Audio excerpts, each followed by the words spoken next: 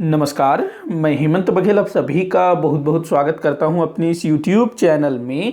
भारत के इतिहास से संबंधित महत्वपूर्ण प्रश्नों पर हम चर्चा कर रहे थे, जिसके अंतर्गत मैं रोज 10 क्वेश्चन लेता हूं और प्रत्येक क्वेश्चन को डिटेल में एक्सप्लेन करके बताता हूं। तो आप लोग मुझे कमेंट करके बताइएगा कि आपसे कितने क्वेश्चन सॉल्व हुए हैं। और यहाँ मैं जितने भी क्वेश्चन ले रहा हूँ ना इस वाले सीरीज में या फिर इससे पहले जो CGPSC के नाम से आता था इतिहास के प्रश्न, तो ये सभी प्रश्न इतिहास से रिलेटेड जो भी परीक्षाएं होती है, इसके अलावा जो दूसरी परीक्षाएं होती है जैसे कि UPSC हो, स्टेट PSC हो, इन सब में इतिहास से जो क्वेश्चन पूछे जाते हैं उनके लिए काफी इंपॉर्टेंट हो सकता है। और ये जो UGC नेट JRF हो गया, सेट हो गया, TGT PGT हो गया, इनके लिए तो ये क्वेश्चन है ही है। तो जो भी UGC नेट मतलब कि UGC नेट हिस्ट्री और TGT PGT सेट इन सब की तैयारी कर रहा है और सब्जेक्ट उसका हिस्ट्री है, तो ये वाला सीरीज बिल्कुल भी मिस नहीं करिएगा। अभी आने वाले समय में UGC नेट का एग्जाम होने वाला है,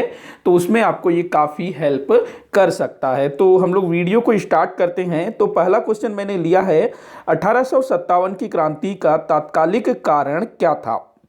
1857 की क्रांति से बहुत सारे क्वेश्चन पूछे जाते हैं। तो बोल रहा है कि 1857 की क्रांति का तात्कालिक कारण क्या था। वैसे तो 1857 की क्रांति के बहुत सारे कारण थे, क्योंकि जो अंग्रेज थे वो भारत में काफी शोषण कर रहे थे। हर वर्ग का उन्होंने शोषण किया था, क्या राजा, क्या महाराजा और क्या प्रजा, सबका उन्होंने शोषण किया था। तो 1857 में इन सभी लोगों ने एकजुट होकर के अंग्रेजों के खिलाफ विद्रोह किया था। लेकिन इस विद्रोह का तात्कालिक कारण क्या था, मतलब कि ऐसी कौन सी घटना घटित हुई जिसके कारण यह विद्रोह 1857 में ही शुरू हुआ। क्यों उसके पहले शुरू नहीं हुआ या उसके बाद क्यों शुरू नहीं हुआ। तो देखिए, पहला दिया है मंगल पांडे का विद्रोह। तो ठीक है, मंगल पांडे जी ने विद्रोह किया था, वो भी ठीक है। शुरुआत हुआ था चर्बी वाले कारतूस, डलहौजी की हड़प नीति। देखो, डलहौजी की जो हड़प नीति थी ना, उससे बहुत सारे राजा महाराजा और उन राज्यों से जुड़े लोग डलहौजी के खिलाफ हो गए थे। तो ये भी है एक कारण। मुगल सम्राट का अपमान, तो अंग्रेजों ने ना मुगल सम्राट का भी बहुत ज्यादा अपमान कर दिया। जो डलहौजी था वो बोलता है कि जब बहादुर शाह जफर, जो कि अंतिम मुगल बादशाह था, 1857 की क्रांति में क्रांतिकारियों ने मुगल बादशाह बहादुर शाह जफर को अपना नेता चुन लिया था। तो डलहौजी इसने ना 1849 में क्या बोला कि जब बहादुर शाह जफर की मृत्यु हो जाएगी तो उसके बाद उसका जो उत्तराधिकारी होगा उसको लाल किला छोड़ना होगा। उसको हम लोग जो है कुतुब मीनार के पास कोई स्थान दे देंगे, वहां पर रहेगा। मतलब कि मुगलों को बहादुर शाह जफर के पश्चात लाल किला को छोड़ना होगा, ये बोल देता है कौन, डलहौजी। इसके बाद लॉर्ड कैनिंग, जो 1856 में भारत का गवर्नर जनरल बनकर के आया था, और उसी के समय में ये प्रथम स्वतंत्रता संग्राम हुआ था 1857 की क्रांति। तो कैनिंग बोलता है कि बहादुर शाह जफर के मृत्यु के बाद उसके पुत्रों को हम सम्राट नहीं मानेंगे, मतलब कि सम्राट की उपाधि हम छीन लेंगे और वो जो है केवल राजा रहेगा, ये बोला जाता है। तो इस तरह से मुगल सम्राट का अपमान किया जाता है। तो ये भी एक कारण था। लेकिन तत्कालिक कारण, ऐसी क्या घटना घटित हुई थी जो कि विद्रोह को शुरू करने का कारण बनी, तो वो था चर्बी वाले कारतूस। देखिए, जितने भी लोग थे ना, चाहे राजे महाराजे हो, सैनिक हो, शिल्पकार हो, दस्तकार हो, किसान हो, यहां तक कि आम जनता हो, सबके सब भरे बैठे थे। सबके मन के अंदर ना अंग्रेजों के खिलाफ रोष व्याप्त था। लेकिन कुछ तो कारण हो जिससे कि विद्रोह शुरू हुआ और सब अंग्रेजों के खिलाफ लड़ना चालू हो। तो जो सैनिक थे वो भी भरे बैठे थे, उनके साथ भी कई तरह का भेदभाव होता था। एक अंग्रेज और एक भारतीय, दोनों एक ही पद पर होने के बावजूद भी दोनों की सैलरी में जमीन आसमान का फर्क होता था। अंग्रेजों को ज्यादा वेतन मिलता था और भारतीय सैनिकों को कम वेतन मिलता था, एक ही पद में होने के बावजूद भी। इसके अलावा जो भारतीय सैनिक थे वो सूबेदार से बड़ा कोई पद प्राप्त नहीं कर सकते थे। मतलब कि एक भारतीय सैनिक वो सेना में सूबेदार के पद से ऊपर नहीं जा सकता था। सूबेदार ही उसके लिए सबसे बड़ा पद होता था, उसके ऊपर का पद उसको नहीं मिलता था। इसके अलावा सैनिकों को समुद्र पार भेजा जाता था लड़ने के लिए, दूसरे देशों में लड़ने के लिए भेजा जाता था। जो सैनिक थे ना, जो तिलक लगाते थे, दाढ़ी रखते थे, हाथों में कड़ा पहनते थे, सिर में पगड़ी पहनते थे, तो इन सब को मना किया गया कि भाई तुम ये मत करो। तो सैनिक जो है पहले से भरे पड़े थे। इसके अलावा सैनिकों को वेतन भत्ता ये समय पर नहीं मिलता था। तो इन सब चीजों से सैनिक वैसे ही परेशान थे। और इसी समय 1857 के कुछ वर्ष पहले एक नए प्रकार का बंदूक लॉन्च किया जाता है सेना में, जिसको एनफील्ड राइफल कहा गया। और उस एनफील्ड राइफल में कारतूस को भरने से पहले मुंह से काटना पड़ता था, और उसके बाद वहां का बारूद को जो है राइफल में भरना होता था, और कारतूस को भी राइफल में भरना होता था, और उसके बाद उसको फायर करना होता था। ठीक है ये चीजें, लेकिन जो कारतूस था, ऐसी अफवाह फैला दी गई कि इस कारतूस में जो चिकनाई लगी हुई है उसमें गाय और सूअर का चर्बी लगा हुआ है। तो जैसे ही ये बात सैनिकों को पता चली, अब भाई देखो, गाय हिंदुओं के लिए पवित्र है, गाय को माता माना जाता है ना। वही जो सूअर है उसके संबंध में कहा जाता है कि जो मुसलमान है वो सूअर को हराम समझते हैं और उसको जो है उससे दूर ही रहते हैं। तो ये एक तरह से दोनों धर्म के लोगों के लिए अपवित्र चीजें थी, गाय और सूअर की चर्बी। मतलब ये जो गाय है वो अपवित्र नहीं थी, लेकिन उसका जो मांस है उसका खाना वो अपवित्र था, बाकी सूअर मुसलमानों के लिए। तो ऐसे में उसके जो चमड़े को उसको छूना, ठीक है छू सकते हैं कोई बात नहीं है, लेकिन उसको मुंह में लगाना ये बहुत बड़ी बात थी। तो सैनिकों ने इस चीज का विरोध कर दिया कि भाई हम जो है इस चीज को यूज नहीं करेंगे, मुंह से नहीं काटेंगे, आप हमको कुछ भी कराओ, यहां लड़ने ले जाओ, आपके लिए हम लड़ेंगे मरेंगे मिटेंगे, लेकिन हमसे ये मत कराओ, इससे हमारा जो धर्म है वो भ्रष्ट होगा, ये बोला गया। तो जो मंगल पांडे थे उन्होंने जो है सबसे पहले इस चीज का विरोध किया। हालांकि विरोध हो रहा था, लेकिन मंगल पांडे ने सीधे सीधे बोला कि भाई मैं इसको यूज नहीं करूंगा, और उसने अपने एक सैन्य अधिकारी की भी हत्या कर दी। बाद में फिर मंगल पांडे को पकड़ लिया जाता है और उनको मृत्युदंड दे दिया जाता है। तो मंगल पांडे ने 29 मार्च 1857 को विद्रोह किया था, और उनको 8 अप्रैल 1857 को मृत्युदंड दे दिया गया। तो मंगल पांडे का विद्रोह ठीक था। तो इसका तात्कालिक कारण क्या हुआ? चर्बी वाले कारतूस। अगर चर्बी वाले कारतूस का मामला उस समय नहीं होता तो ये जो विद्रोह है हो सकता है उस समय नहीं होता, लेकिन थोड़े बाद में जरूर होता, क्योंकि विद्रोह होना ही होना था, क्योंकि सब जो है भरे बैठे हुए थे। अगर चर्बी वाला कारतूस नहीं होता तो थोड़ा विद्रोह जो है देर से शुरू हो सकता था, या फिर जैसा कि 31 मार्च तय किया गया था ना, 31 मई निर्धारित तिथि था 1857 की क्रांति को शुरू होने का, तो शायद वो 31 मार्च से शुरू होता। लेकिन अगर ये जो चर्बी वाला कारतूस है तो इससे जो है सैनिक बहुत ज्यादा परेशान हो गए, और उन्होंने जो है समय से पहले ही विद्रोह कर दिया। 10 मई 1857 को मेरठ की छावनी के सैनिकों ने विद्रोह की शुरुआत कर दी। तो चर्बी वाले कारतूस इसका तात्कालिक कारण हुआ। आगे बढ़ते हैं, अगला क्वेश्चन देखते हैं, कौन सुमेलित नहीं है? 1857 की क्रांति के पूर्व हुए विद्रोह व गवर्नर जनरल। तो देखिए 1857 की क्रांति के पहले भी काफी सारे विद्रोह हुए थे, सैनिक विद्रोह। तो आपको बताना है कौन सा सुमेलित नहीं है, मतलब एक तरफ विद्रोह दूसरे तरफ गवर्नर जनरल दिया हुआ है। पहला दिया है बैरकपुर का सैन्य विद्रोह। बैरकपुर का सैन्य विद्रोह ये हुआ था सन 1824 में। देखिए क्या था कि ये बैरकपुर ना वही बैरकपुर है जहां पर मंगल पांडे ने विद्रोह किया था, जो कि बंगाल में है। तो क्या था कि 1824 में इस समय जो गवर्नर जनरल थे एमहर्स्ट, मतलब ये वाला आपका सही है। तो इस समय ब्रिटिश ईस्ट इंडिया कंपनी द्वारा बर्मा पर आक्रमण किया जाना था, मतलब कि बर्मा के साथ उसका युद्ध चल रहा था। तो जो एमहर्स्ट था गवर्नर जनरल, इसने बोला कि हम जो है बर्मा के ऊपर दो तरफ से अटैक करेंगे। एक पूर्वोत्तर से, मतलब जो असम है मेघालय है उस तरफ से एक सेना जाएगी थल मार्ग से, और दूसरी सेना हम भेजेंगे समुद्री रास्ते से, मतलब कि बर्मा को दो तरफ से घेरा जाएगा। अब ठीक है, तो जो थल मार्ग से जो सेना गई, ठीक है उसको कोई प्रॉब्लम नहीं था, लेकिन बैरकपुर की जो सेना थी ना उसको जल मार्ग से अर्थात समुद्र के रास्ते से बर्मा भेजा जाना था। तो यहां के जो सैनिक थे ना वो लोग मना कर देते हैं कि भाई हम जो है समुद्र पार करके नहीं जाएंगे, आप हमको पैदल ले जाओ, थल मार्ग से ले जाओ, हम लोग लड़ेंगे भिड़ेंगे सब करेंगे, लेकिन हम लोग जो है समुद्र को लांघ करके नहीं जाएंगे। तो वहां के सैनिकों ने विद्रोह कर दिया। हालांकि इस विद्रोह को बर्बरता पूर्वक कुचल दिया गया। उसके बाद अगला दिया है, तो ये सही है, एमहर्स्ट ही था। अगला दिया है वेल्लोर का सैन्य विद्रोह। वेल्लोर जो कि मद्रास में है, और यहां पर सन 1806 में यहाँ के जो सैनिक थे उन्होंने विद्रोह किया। कारण क्या था? तो उनके जो धार्मिक और सामाजिक प्रतीक थे, जैसे कि वो लोग तिलक लगाते थे, दाढ़ी रखते थे, पगड़ी पहनते थे, तो उन सब चीजों को करने से मना किया गया कि तुम जो है बिल्कुल सादा सिंपल रहो, भाई फौजी हो तुम लोग, ये सब नहीं करना, इस टाइप से बोला गया। लेकिन ये बोले कि भाई ये तो हमारा धार्मिक और सामाजिक चिन्ह है, इससे पहले हम जिनकी राजा महाराजाओं के यहाँ काम करते थे वहां तो ऐसी पाबंदी नहीं थी, तो इनको रोका जाता है, तो ये विद्रोह कर देते हैं। और इस समय बंगाल का गवर्नर जनरल कौन था? तो जॉर्ज बार्लो। तो ये विलियम बेंटिक दिया है, ये गलत है। जॉर्ज बार्लो ये जो है बंगाल का गवर्नर जनरल था इस समय, जॉर्ज बार्लो। अच्छा, ये जो विलियम बेंटिक है ना, जो कि सन 1828 से 1835 तक बंगाल का गवर्नर जनरल था, ये उस समय 1806 की स्थिति में मद्रास का गवर्नर हुआ करता था। ध्यान रखेंगे, गवर्नर और गवर्नर जनरल अलग होते थे उस समय ना। 3 प्रेसिडेंसियां थी, एक बंगाल प्रेसिडेंसी, दूसरी मद्रास प्रेसिडेंसी, तीसरी बंबई प्रेसिडेंसी। जो बंगाल का गवर्नर जनरल होता था वो इन तीनों प्रेसिडेंसी, मतलब कि बंगाल के साथ साथ वो जो है मद्रास और बंबई का भी गवर्नर जनरल होता था, जो बंगाल का गवर्नर जनरल होता था। तो इस समय बंगाल का गवर्नर जनरल जॉर्ज बार्लो था और उसी के नियंत्रण में बंबई और मद्रास भी थे। लेकिन बंबई और मद्रास के अलग से गवर्नर होते थे। ध्यान रखेंगे, बंगाल का अलग से गवर्नर नहीं होता था, वो बाद में डलहौजी के टाइम पर वो व्यवस्था की गई कि बंगाल का भी एक अलग से गवर्नर हो, लेकिन उससे पहले तक बंगाल का अलग से कोई गवर्नर नहीं होता था।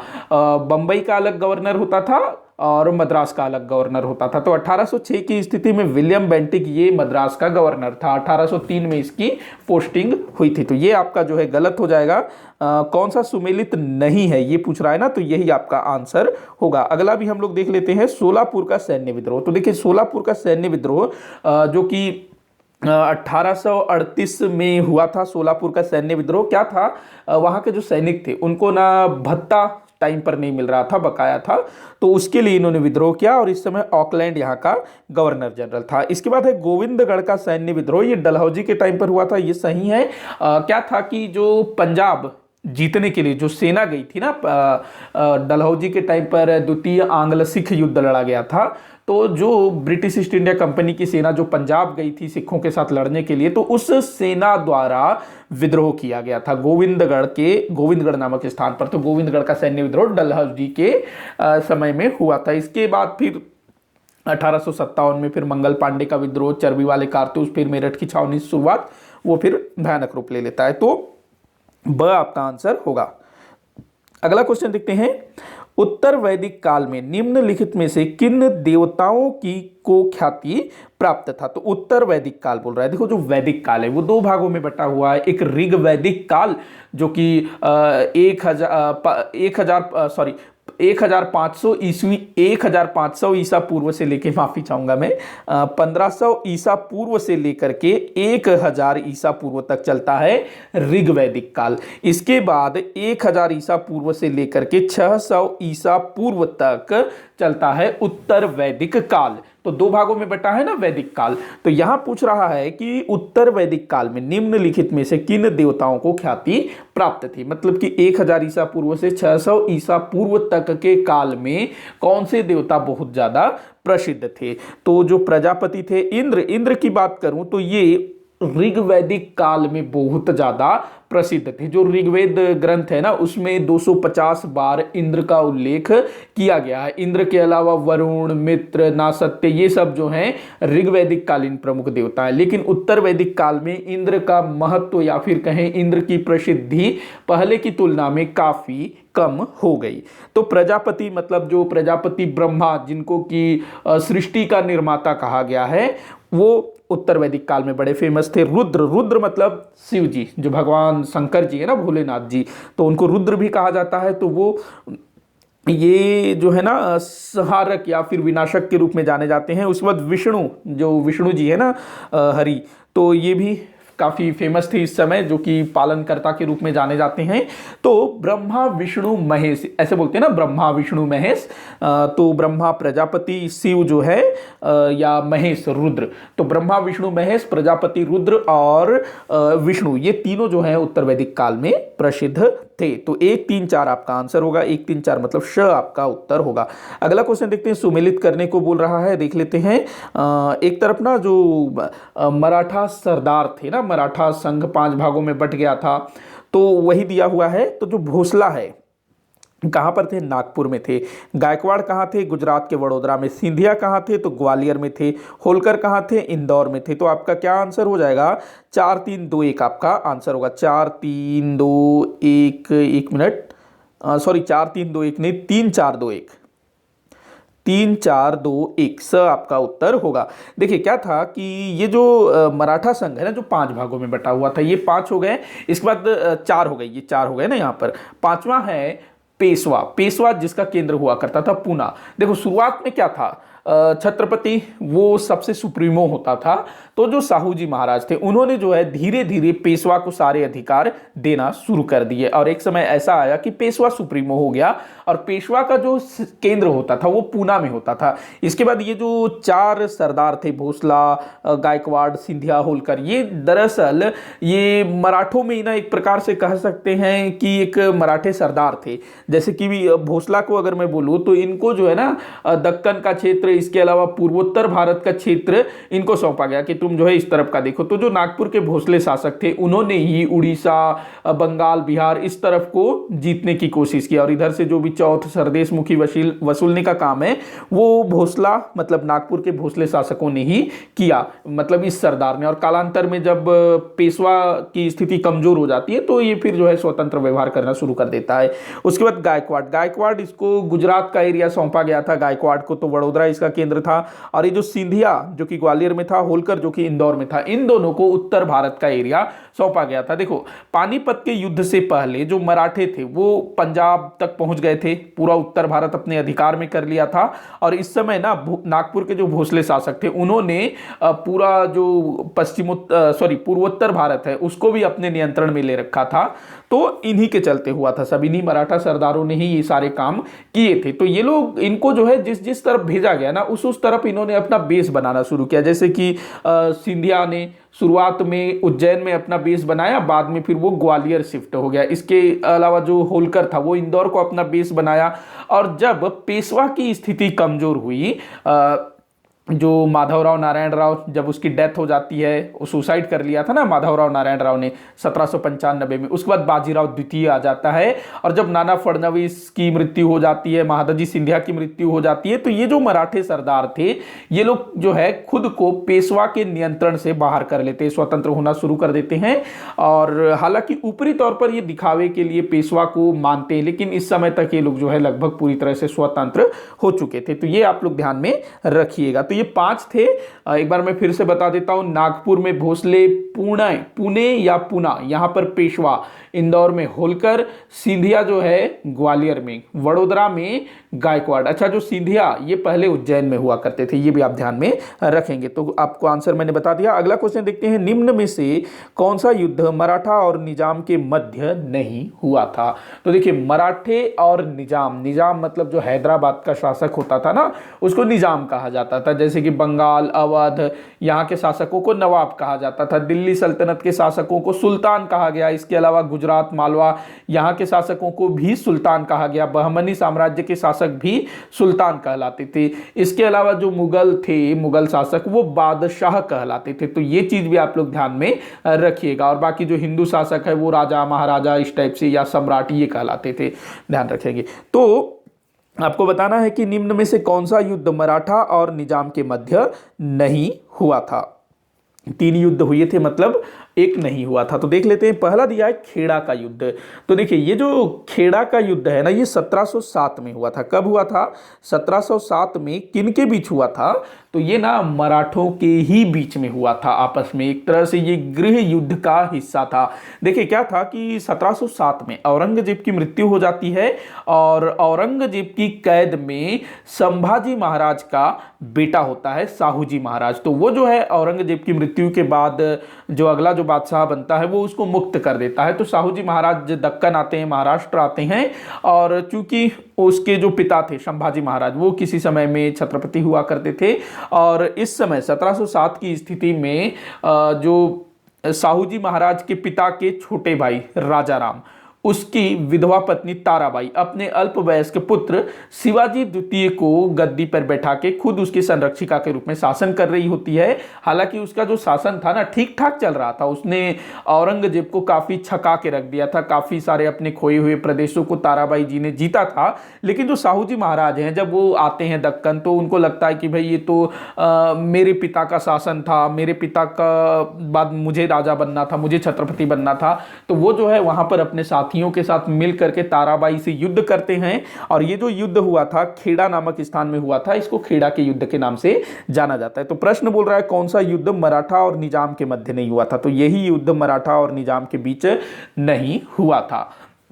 और ताराबाई ना इस युद्ध में हार जाती है। बाद में फिर वो अपने साथियों के साथ, अपने अधिकारियों के साथ, जो उसके विश्वास पात्र होते हैं उनके साथ वो पन्हाला के दुर्ग में शरण लिए हुई होती है। बाद में वो अपने पुत्र शिवाजी द्वितीय को लेकर के कोल्हापुर चली जाती है। तो ये ध्यान रखेंगे। अगला भी हम लोग देख लेते हैं, बाकी तीन भी। पालखेड़ा का युद्ध ये जो है हुआ था मराठों और निजाम के बीच, जो हैदराबाद का निजाम था। ये तीनों युद्ध जो है मराठों और निजाम के बीच हुआ था। कब कब हुआ था थोड़ा सा ये देख लेते हैं। तो जो पालखेड़ा का युद्ध है ये 1728 में हुआ था। कब हुआ था? 1728 में निजाम बुरी तरह से हार गया। ध्यान रखेंगे तीनों युद्धों में ना हैदराबाद के निजाम की बुरी तरह से हार हुई थी। तो हैदराबाद का निजाम 1728 में बुरी तरह से हार जाता है। इस समय मराठा पेशवा था बाजीराव प्रथम। आप लोगों ने मूवी देखी होगी बाजीराव मस्तानी, तो उसमें भी दिखाया गया है कि किस तरह से बाजीराव द्वितीय सूझबूझ से हैदराबाद के निजाम को परास्त कर देता है। और इसके बाद ना एक संधि होती है, मुंगी शिवगांव की संधि। काफी बार पूछा गया है, मुंगी शिवगांव, मुंगी शिवगांव की संधि। इस संधि के तहत क्या होता है, जो बाजीराव द्वितीय है वो निजाम को बोलते हैं कि भाई तुम हमको चौथ दोगे, सरदेशमुखी दोगे, और निजाम जो है तैयार हो जाता है। देखो मराठों का यही था, वो किसी भी राज्य पर अटैक करते और बोलते कि हम, मतलब कि किसी भी राज्य को पहले बोलते कि हमको चौथ दो, सरदेशमुखी दो, नहीं तो हम तुम्हारे ऊपर आक्रमण कर देंगे। और अगर वो नहीं देता तो उसके ऊपर आक्रमण कर दिया जाता था, और उसके बाद हारने वाला राजा जो है चौथ वगैरह देने के लिए तैयार हो जाता था। तो चौथ, सरदेशमुखी, ये दोनों जो है मराठों द्वारा लिया जाने वाला कर था। जो चौथ था ना वो आसपास के राज्यों से लिया जाता था, और जो सरदेशमुखी है वो महाराष्ट्र से ही लिया जाता था, दक्कन क्षेत्र से, क्योंकि मराठे खुद को दक्कन का सरदेशमुखी मानते थे, मतलब कि वहाँ का स्थानीय मानते थे, उस नाते वो सरदेशमुखी नामक कर लेते थे। और जो चौथ है ना वो आसपास के राजा महाराजा, नवाब, सुल्तानों से लिया जाता था, इस वायदे के साथ कि आप हमको चौथ दो तो हम आपके ऊपर कभी आक्रमण नहीं करेंगे। एक तरह से ना जो राज्य मराठों को चौथ देना स्वीकार करता था वो मराठों का करद राज्य बन जाता था। और ये चौथ कितना देना होता था, तो उस राज्य का, जो राज्य चौथ देगा ना, अपने राज्य का आय का चौथा हिस्सा, मान लो वो 100 रुपए उसकी आय है तो उसमें से 25 रुपए चौथ के रूप में मराठों को देना होता था। तो बहुत बड़ी राशि होगी ना। अब कोई मान लो 1 करोड़ रुपए है किसी की वार्षिक आय, तो वो उसमें से 25 लाख दे देगा, तो बहुत बड़ी रकम होती है ना। तो एक तरह से करद राज्य बना लेते थे चौथ जो भी देना स्वीकार करता था।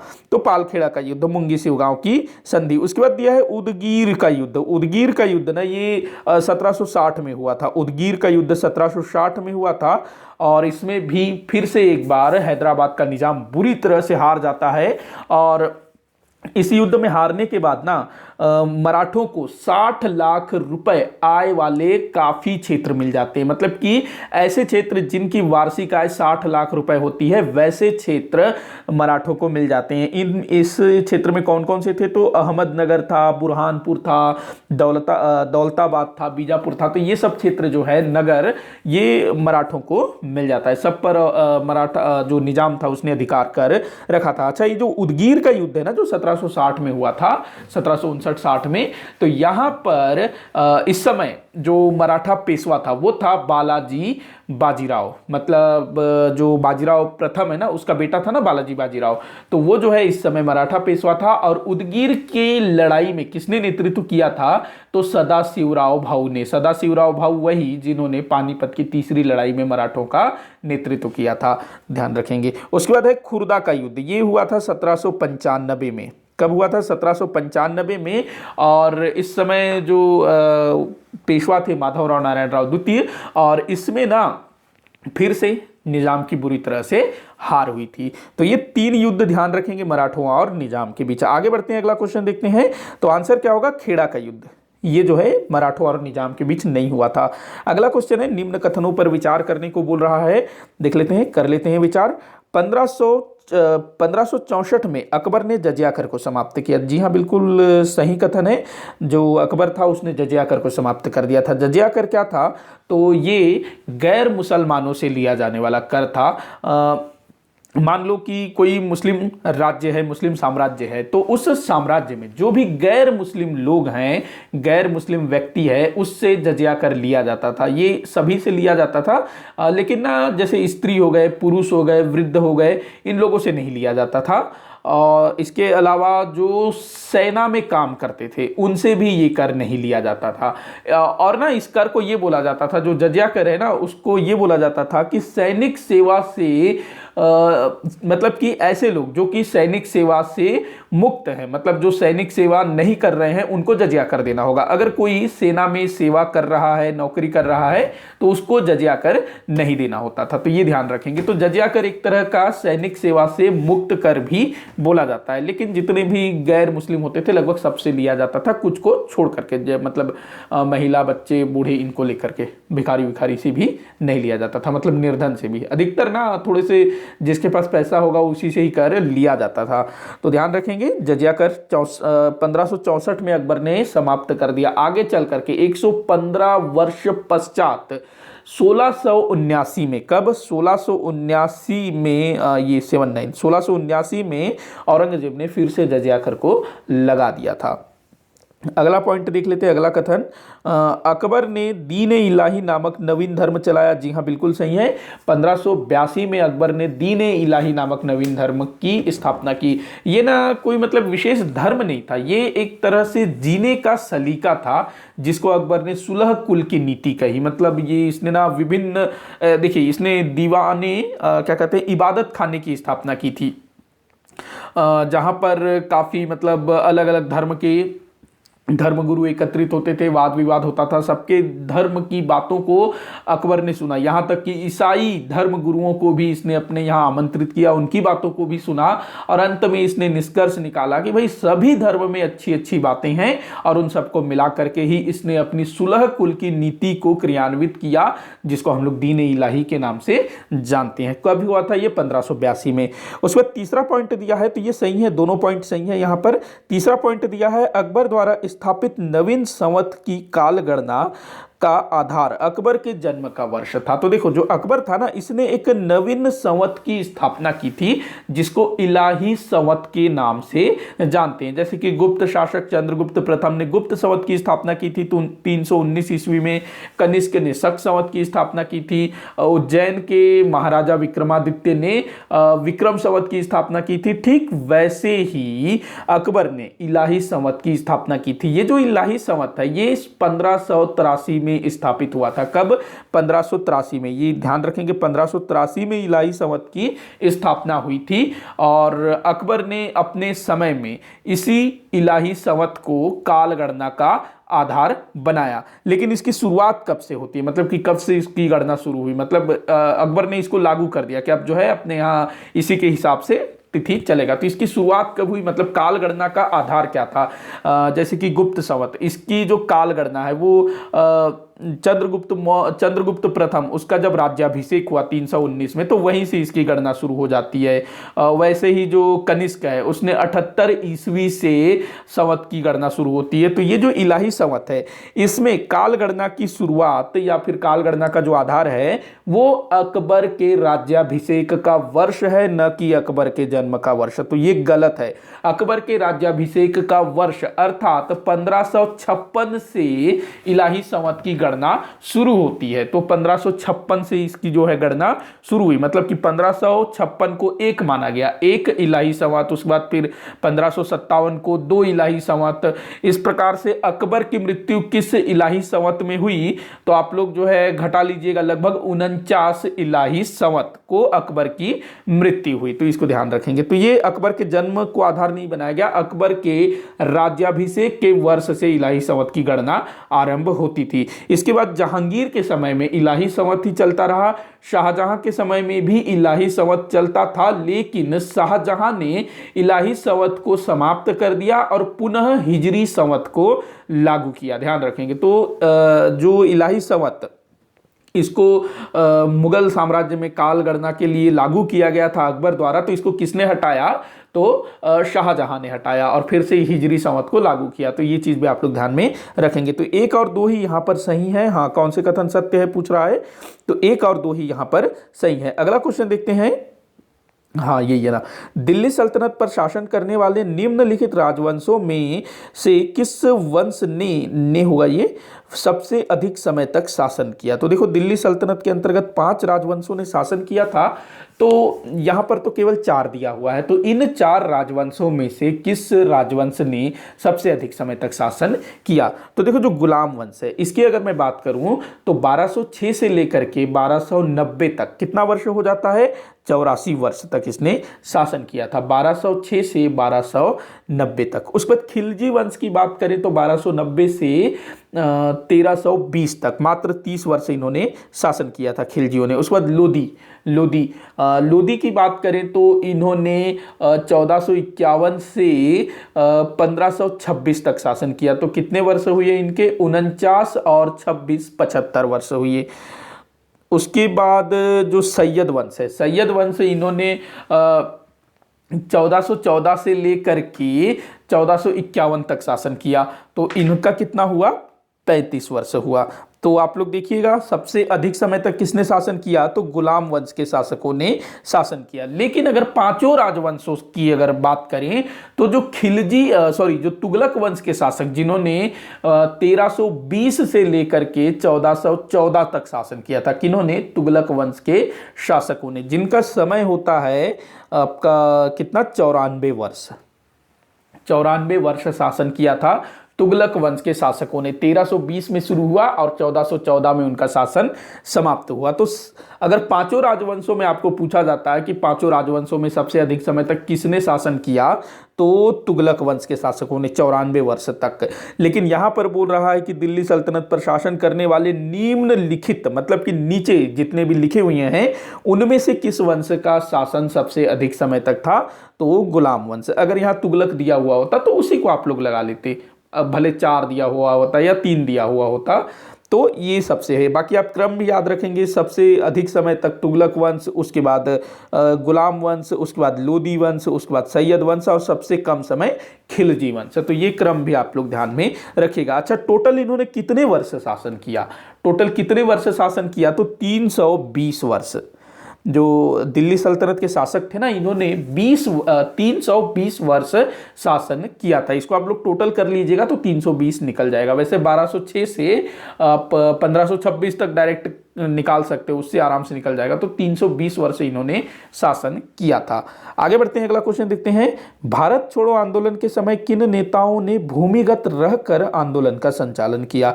तो देखिए, भारत छोड़ो आंदोलन जो कि सन 1942 में हुआ था, महात्मा गांधी जी ने नारा दिया, करो या मरो अंग्रेजों, भारत छोड़ो, इस टाइप से। लेकिन क्या था कि जैसे ही भारत छोड़ो आंदोलन का प्रस्ताव पारित होता है, उसके तुरंत दूसरे दिन 8 अगस्त 1942 को भारत छोड़ो आंदोलन का प्रस्ताव पारित होता है कि भाई हम लोग आंदोलन करेंगे, इस टाइप से। इसके अगले ही दिन 9 अगस्त सन 1942 को अंग्रेज जो हैं सभी बड़े बड़े नेताओं को जो जहां मिला वहीं उसको पकड़ लेते हैं, गिरफ्तार कर लेते हैं। और इसके लिए अंग्रेजों ने एक क्या कहते हैं, ऑपरेशन चला रखा था, जिसको नाम दिया गया था ऑपरेशन 0 आवर। मतलब कि जितनी जल्दी हो सके तमाम बड़े नेताओं को गिरफ्तार कर लो। बड़े नेता क्या भाई, जो छोटे नेता हैं सबको पकड़ लो, जिसको मतलब कि जो भी लगे कि भाई आंदोलन कर सकते सबको पकड़ लो। तो अधिकतर बड़े बड़े नेता सब जो है 9 अगस्त 1942 को गिरफ्तार कर लिए गए, जेल में डाल दिए गए। महात्मा गांधी, उनको बंबई में आगा खां पैलेस, वहां पर बंद कर दिया गया। उनकी पत्नी जो थी ना कस्तूरबा गांधी, उनको भी उनके साथ रखा गया। उसके बाद जो पंडित जवाहरलाल नेहरू थे उनको डाला गया अहमदनगर के किले में, वहां उनको कैद कर लिया गया। क्योंकि भाई इतने सारे नेताओं को, लोगों को जेल में बंद करना है तो जेल की कमी हो गई थी, कहां डालेंगे। तो जो किले वगैरह थे, जो पैलेस वगैरह थे, तो उनको जो है इन नेताओं को वहां पर कैद किया गया था। अब देखिए, ये जो नेता थे ना, ये लोग राजनैतिक नेता थे, राजनैतिक बंदी कहलाते थे। तो इनको ऐसे जेल में, जैसे भगत सिंह लोग को जैसे जेल में रखा गया था ना, उस टाइप से कांग्रेस के नेताओं को, जो थोड़े से बड़े बड़े थे, जिनकी फैन फॉलोइंग ज्यादा थी, उनको ना उस टाइप से नहीं रखा जाता था। ये हमारे देश की बहुत बड़ी विडंबना है कि आप लोग देखिएगा कि जो भगत सिंह है, उनके जो साथी थे, उनको किस तरह से जेल में रखा जाता था। उनको ढंग का खाना नहीं देते थे, उनके जो सेल होते थे जहां उनको रखा जाता था वो कितना छोटा सा होता था, गंदा होता था, वहां उनको रखा जाता था। जबकि ये जो कांग्रेस के जो नेता होते थे ना, बड़े बड़े नेता, इनको सारी सुविधाएं दी जाती थी। और इसी चीज के लिए सरदार भगत सिंह ने जेल में आंदोलन भी किया था। 64 दिन तक उन्होंने भूख हड़ताल किया था कि हमको भी जो है जेल में तमाम सुख सुविधाएं दी जानी चाहिए। हम लोग कोई चोर डाकू नहीं है, हम लोग भी जो कांग्रेस के नेता हैं जो देश को आजाद कराना चाहते हैं, तो हम भी उसी काम को कर रहे हैं, बस तरीका हमारा अलग है। हम कोई चोर डाकू नहीं, हमको भी तमाम सुविधाएं दी जानी चाहिए। इस चीज के लिए सरदार भगत सिंह ने आंदोलन किया था, भूख हड़ताल किया था। तो जितने भी बड़े बड़े नेता थे सबको अलग अलग जेलों में रख दिया गया। तो अब भाई आंदोलन का नेतृत्व तो कैसे किया जाए, तो कई सारे तो जो स्थानीय नेता थे जो गली मोहल्ले पारे में हो, गली मोहल्ला पारा वगैरह में होते हैं ना, थोड़ा सा जिनका ज़्यादा वट चलता है, एक तरह से जो बोलते हैं ना कि मेरा मोहल्ले में बड़ा वट है, बड़ा नाम है, इस टाइप से, तो वैसे लोगों ने ना नेतृत्व किया था, जिनकी मतलब कि जिनका मोहल्ले में सभी लोग बात मानते हो, वैसे लोगों ने नेतृत्व किया। लेकिन कुछ थोड़े बड़े नेता भी थे, मतलब ज़्यादा ये बूढ़े नहीं थे, उतने अनुभवी नहीं थे, नए नए नेता थे, जैसे कि अरुणा आसफ अली। ये इन्होंने नेतृत्व किया था भाई। अरुणा आसफ अली ने ना, जो बंबई में जो ग्वालियर टैंक मैदान है जहां पर भारत छोड़ो आंदोलन का प्रस्ताव पारित हुआ था, बंबई के ग्वालियर टैंक में, तो अरुणा आसफ अली पहुंच गई ग्वालियर टैंक और वहां पर इन्होंने ध्वजारोहण कर दिया था। अंग्रेज देखते रह गए थे, तो इन्होंने नेतृत्व किया। उसके बाद देखिएगा जयप्रकाश नारायण। देखो जयप्रकाश नारायण ना, इनको गिरफ्तार किया गया था। इनको जो हजारीबाग जेल है ना, वहां पर इनको कैद किया गया था, हजारीबाग जेल में। लेकिन जो जयप्रकाश नारायण थे वहां की दीवार फांद करके भाग गए थे और उसके बाद फिर भूमिगत रह करके, मतलब कि छुप करके, क्योंकि अंग्रेज इनको खोज रहे थे, तो भूमिगत रह करके इन्होंने आंदोलन का नेतृत्व किया। उसके बाद जो पंडित जवाहरलाल नेहरू है, ये तो भाई अहमदनगर के किले में कैद थे। ऊषा मेहता इन्होंने तो भाई अलग ही तरीका निकाल लिया था, मतलब एकदम भूमिगत रह के इन्होंने अपना रेडियो स्टेशन स्थापित किया और वहां से जो है रेडियो के माध्यम से लोगों को जागरूक करने लगी कि लोगों को क्या करना है, कैसे करना है, महात्मा गांधी जी ने क्या बोला है, क्या उन्होंने प्रस्ताव रखा है, किस तरह से रूपरेखा बनाई है, तो वो सारी चीजों को ये रेडियो के माध्यम से लोगों तक पहुंचाती थी। और जो अंग्रेज हैं वो खोजते ही रह गए कि भाई ये लोग कहां से प्रसारण कर रहे हैं, क्योंकि रेडियो जो है, जैसे कि मैं अभी यूट्यूब के लिए ये वीडियो रिकॉर्ड कर रहा हूं, अब मैं कहां से बैठ के रिकॉर्ड कर रहा हूं, कहां हूं, ये तो भाई कोई नहीं जानेगा ना। तो कुछ इसी तरह से उषा मेहता जो है भूमिगत रह करके रेडियो के माध्यम से लोगों को इस आंदोलन से जोड़ने का काम की। तो ये 3 लोग थे, ध्यान रखेंगे। अच्छा, जो सुभाष चंद्र बोस है ना, वो भी इस समय में सक्रिय थे। 1842 में जब भारत छोड़ो आंदोलन चल रहा था, तो उस टाइम ये भी सक्रिय थे और भूमिगत हो करके।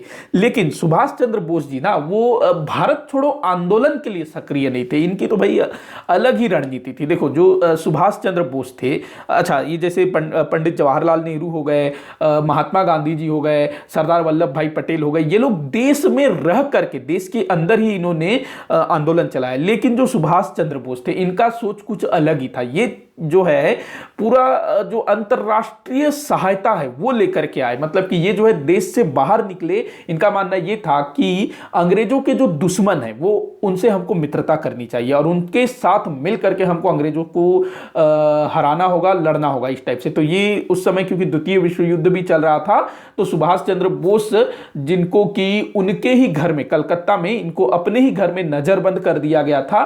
24 घंटे इनके घर के चारों तरफ जो है ब्रिटिश पुलिस तैनात रहती थी, अंग्रेजों की जो सैनिक है, पुलिस है, वो तैनात रहते थे कि जो सुभाष चंद्र बोस है बाहर नहीं निकल सके।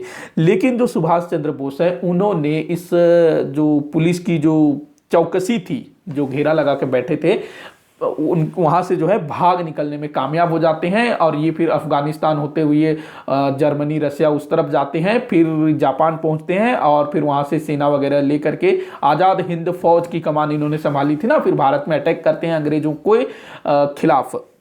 तो ये सक्रिय थे, भूमिगत रह करके काम कर रहे थे, लेकिन भारत छोड़ो आंदोलन के लिए नहीं, दूसरी चीज के लिए। तो यहां पर 3 नाम आपको ध्यान रखना है। अरुणा आसफ अली, क्लीन कर लेता हूं मैं इसको, अरुणा आसफ अली, जयप्रकाश नारायण और उषा मेहता। तो ये तीनों भूमिगत रह करके भारत छोड़ो आंदोलन का नेतृत्व कर रही थी। तो क्या आंसर होगा? 135, 135 स आपका आंसर होगा। अगला क्वेश्चन देखते हैं, कौन सा राजपूत राज्य मुगल साम्राज्य का सर्वाधिक वफादार रहा है? बहुत ही बढ़िया क्वेश्चन है। देखिए, तो पूछ रहा है कि कौन सा राजपूत राज्य मुगल साम्राज्य का सर्वाधिक वफादार रहा है। देखो, जो अकबर था ना, उसने क्या किया, क्योंकि अकबर से पहले जितने भी शासक थे, बादशाह थे, सुल्तान थे, सब ने राजपूतों को अपना शत्रु बना रखा था। और राजपूत जो है बहुत बहुत ज्यादा शक्तिशाली थे। मतलब भले ही उनकी संख्या बहुत ज्यादा नहीं थे, मतलब वो राजस्थान तक ही विस्तृत, राजस्थान तक ही वो लोग सीमित थे ना, लेकिन उनमें जो साहस था, जो बल था, वो किसी और जाति में देखने को नहीं मिलता। वो निडर होते हैं और जिसके प्रति वो अपनी स्वामी भक्ति दिखाते हैं, उसके प्रति वफादार रहते हैं। तो अकबर ने क्या आइडिया निकाला कि इन राजपूतों से हम लोग इतने समय से लड़ रहे हैं, मतलब कि तुर्कों को आए हुए लगभग 300-350 वर्ष हो गया, और वो जो है लगातार राजपूतों से लड़ रहे हैं। ना राजपूत हार रहे हैं, ना मुस्लिम हार रहे हैं। तो अकबर ने क्या आइडिया निकाला कि अगर हम इनसे दोस्ती कर लें तो भारत के दूसरे राज्यों को भी हम बड़ी आसानी से जीत सकते हैं। और अकबर इस कार्य में पूर्णतः सफल रहा। हालांकि एक राज्य था जिसको उसने अपना मतलब मित्र नहीं बना सका था, मित्र कहें या अधीन कहें, नहीं बना सका था, तो थोड़ा उसमें वो असफल रहा, ये बोल सकते हैं। मतलब पूर्णतः सफल रहा ये नहीं बोला जा सकता, थोड़ा सा चूक गया था। जो मेवाड़ था ना, वो कभी भी मुगलों का स्वामी भक्त नहीं बन पाया। हालांकि जब महाराणा प्रताप की डेथ हो जाती है, उसके बाद जो उनके बेटे थे अमर सिंह, वो थोड़ा संघर्ष को जारी रखते, लेकिन इतना जो लंबा संघर्ष चल रहा था, बेकार में राजपूत जो लोग हैं, मेवाड़ के राजपूत, वो मारे जा रहे थे। मतलब कि एकदम से अजीब सी जिंदगी हो गई थी, खाली लड़ना भिड़ना छुपना ये सब। तो जो अमर सिंह है वो सोचते हैं कि भाई थोड़ा सा मतलब इस चीज को विराम देते हैं, अपने लिए ना सही लेकिन अपनी प्रजा के लिए हम जो है मुगलों से हाथ मिला लेते हैं। लेकिन जो अमर सिंह थे, जो कि जहांगीर के टाइम पर वो मुगलों से हाथ मिला लेते हैं, मुगलों के मित्र बन जाते हैं, लेकिन उनके स्वामी भक्त नहीं बनते हैं जैसे कि दूसरे राज्य थे। बस एक दिखावा के लिए कि ठीक है, मतलब शांति स्थापित रहे, इसलिए अमर सिंह ने ना जहांगीर के साथ समझौता किया था। लेकिन जैसे ही औरंगजेब की डेथ हो जाती है, उसके बाद जो मेवाड़ के जो शासक है वो खुद को मुगलों से अलग कर लेते हैं। तो ये तो भाई कभी भी इनके स्वामी भक्त नहीं थे, मुगलों के बहुत बड़े वाले शत्रु थे। जोधपुर ये भी ना मुगलों के काफ़ी वफादार थे। अकबर के समय से ही अकबर ने अपने बेटे जहांगीर के लिए, मतलब कि जो जोधपुर की जो राजकुमारी थी, जोधपुर के राजा थे उदय सिंह, जिनको मोटा राजा भी बोला जाता है ना, उदय सिंह, तो उनकी एक बेटी थी जगत गोसाई। तो जगत गोसाई का विवाह हुआ था किससे? जहांगीर से। तो अकबर ने इनसे वैवाहिक संबंध स्थापित किया था, जहांगीर के साथ विवाह हुआ था जगत गोसाई का, और उसी जगत गोसाई का बेटा था शाहजहां। तो जो जोधपुर के जो राजा थे वो मुगलों के वफादार थे। अकबर के समय में राजा उदय सिंह थे, जहांगीर के समय भी अच्छा खासा संबंध था, क्योंकि जहांगीर की पत्नी उदयपुर की थी, मतलब जोधपुर की थी। उसके बाद जो शाहजहां, तो भाई शाहजहां की मां जगत गोसाई वो तो यही की थी ना, तो उसके समय भी ठीक ठाक ही था। औरंगजेब के टाइम भी जोधपुर के जो राजा थे ना, औरंगजेब के समय में जो राजा जसवंत सिंह थे, जो कि उसके पिता शाहजहां के टाइम पर भी थे, और जब उत्तराधिकार का युद्ध हुआ तो जसवंत सिंह पहले दारा शिकोह का पक्षधर था, लेकिन जैसे ही बाजी पलटती है, औरंगजेब जीतना शुरू कर लेता है, तो जो जसवंत सिंह है वो उगते सूरज को प्रणाम करता है, मतलब कि भाई जो आगे बढ़ रहा है उससे हाथ मिला लो। तो जो महाराजा जसवंत सिंह पहले दारा शिकोह का साथ दे रहा था उत्तराधिकार के युद्ध में, लेकिन जब दारा शिकोह की हार होती है तो महाराजा जसवंत सिंह किसके साथ मिल जाता है? औरंगजेब के साथ। तो औरंगजेब के लिए भी जो महाराजा जसवंत सिंह मतलब कि जोधपुर वो वफादार रहा। मतलब देखो, ये जो राजे महाराजे थे ना, ये किसी व्यक्ति विशेष के प्रति वफादार नहीं थे, ये मुगल तख्त के प्रति वफादार थे। जो भी उस तख्त तख्त पे बैठेगा, चाहे औरंगजेब हो, चाहे दारा शिकोह हो, चाहे शाहजहां, उनके प्रति ये वफादार रहेंगे, न कि किसी व्यक्ति के प्रति। ये जो महाराजा जसवंत सिंह वाला मामला इस चीज को दर्शाता है। जब दारा शिकोह को उत्तराधिकारी बनाया गया तो वो दारा शिकोह का साथ दे रहा था, लेकिन जब औरंगजेब जब वो सत्ता का प्रबल दावेदार बन गया कि अब यही बनेगा, तब महाराजा जसवंत सिंह जो है औरंगजेब की तरफ चले गए। तो ये भी पक्के वाले वफादार थे। लेकिन ना, जोधपुर से भी एक और तगड़ा वाला वफादार जिसको हम लोग बोलेंगे वो था आमेर।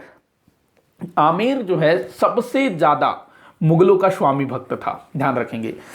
ये सबसे ज्यादा चाटुकार बोलो, मतलब कुछ भी बोलो, तो जो आमेर के जो राजा थे ना, कछवाहा वंश के शासक यहाँ शासन करते थे। तो अकबर के टाइम से ही ये लोग जो है मुगलों के स्वामी भक्त बन गए थे। देखो, जो राजा भारमल थे, आमेर के राजा भारमल, तो उन्होंने अपनी बेटी का विवाह हरकाबाई, इनकी बेटी थी राजा भारमल की, तो राजा भारमल ने अपनी बेटी हरकाबाई का विवाह करवाया किससे? अकबर से। और कहते हैं कि राजा भारमल ने खुद सामने से ऑफर दिया था अकबर को कि मैं आपके साथ वैवाहिक संबंध स्थापित करना चाहता हूं, मेरी बेटी से विवाह करो, इस टाइप से। तो ये था। उसके बाद जो राजा भारमल का जो उत्तराधिकारी हुआ भगवान दास, वो भी मुगल दरबार में था, मुगलों के लिए काफ़ी वफादार था। और जो राजा भगवान दास था ना, उसने अकबर के लिए कश्मीर को जीता था। उसके बाद भगवान दास का जो बेटा था मान सिंह, वो तो भाई अकबर का प्रबल मतलब सेनापति था, सबसे बड़ा सेनापति था। और जो मानसिंह था उसने अकबर की तरफ से महाराणा प्रताप के विरुद्ध 1576 में हल्दी घाटी का युद्ध लड़ा था राजा मानसिंह ने अकबर के लिए, ध्यान रखिएगा। इसके अलावा जो राजा मानसिंह था वो उड़ीसा के अभियान में भी गया हुआ था। मतलब कि जो राजा मानसिंह हो, उसका जो पहले वाला भगवान दास हो, भारमल हो, ये सब जो है अकबर के प्रति बहुत ज्यादा वफादार थे। और जो राजा मानसिंह की जो बहन थी मानबाई, उसका विवाह हुआ था जहांगीर से, और उससे एक बेटा हुआ था खुसरो। और जो मानसिंह था वो अपने भांजे को बाद में बादशाह भी बनाना चाहता था। इसके बाद जहांगीर के समय में भी आमेर के कछवाहा राजाओं का मुगलों के साथ अच्छे संबंध था। शाहजहां के समय भी ठीक ठाक था। औरंगजेब के समय में छत्रपति शिवाजी महाराज के विरुद्ध जिस मिर्जा राजा जयसिंह को औरंगजेब ने भेजा था, और वो जो जयसिंह और शिवाजी के बीच पुरंदर की संधि होती है 1665 में, तो वो जो मिर्जा राजा जयसिंह है वो इसी आमेर का था। तो देखो वो कितना बड़ा भक्त था औरंगजेब का, मिर्जा राजा जयसिंह। इसके बाद जयसिंह द्वितीय, जिसको कि सवाई राजा जयसिंह भी कहा जाता है, जो कि औरंगजेब के बाद जयपुर का मतलब आमेर का राजा बनता है, और उसी ने जयपुर की स्थापना की है। आज जो राजस्थान की कैपिटल है ना जयपुर, तो वो आमेर में ही बसा हुआ है। मतलब अभी तो आमेर नाम का कोई जगह नहीं है, लेकिन जहां पर जयपुर है ना, उसी आसपास में आमेर हुआ करता था। तो जयपुर, जिसको कि गुलाबी शहर बोला जाता है, उसकी स्थापना सवाई राजा जयसिंह ने की है। देखो, मिर्जा राजा जयसिंह वो दूसरा है, और उसके बाद हुआ सवाई राजा जयसिंह इसी कछवाहा वंश में। तो वो जो है बाद में मोहम्मद शाह रंगीला उसके टाइम पर था। और इसी के कहने पर कहते हैं कि जो सवाई राजा जयसिंह था, इसी के कहने पर मोहम्मद शाह रंगीला ने अंतिम रूप से जजिया कर को समाप्त किया था लगभग 1720 में। तो इस प्रकार से आमेर के जो कछवाहा राजवंश के शासक थे वो मुगल साम्राज्य के बड़े वाले स्वामी भक्त थे, ध्यान रखेंगे इस चीज को। अच्छा, जो जोधपुर के जो शासक थे ना, जैसे मैंने बताया महाराजा जसवंत सिंह, जो कि औरंगजेब के टाइम पर उसके स्वामी भक्त थे। लेकिन जब महाराजा जसवंत सिंह की मृत्यु हो जाती है ना, उसके बाद क्या होता है, औरंगजेब जोधपुर को अपने साम्राज्य में मिलाने की कोशिश करता है। तो इस कारण से फिर जोधपुर और मुगलों के बीच थोड़ा संबंध खराब हो जाता है। ये चीज को भी आप लोग ध्यान में रखेंगे। तो इसका आंसर क्या हो जाएगा? आमेर कछवाहा वंश, ध्यान रखेंगे। ये बड़े वाले समर्थक थे, या फिर कहें स्वामी भक्त थे। अगला क्वेश्चन देखते हैं, अशोक के कौन से अभिलेख खरोष्ठी लिपि में प्राप्त हुए हैं? तो अशोक के कौन से अभिलेख खरोष्ठी लिपि में प्राप्त हुए हैं, ये आप लोगों को बताना है। अशोक के जो अभिलेख थे वो कई सारी भाषाओं में मिले हैं, कई सारी भाषाओं में, लिपियों में।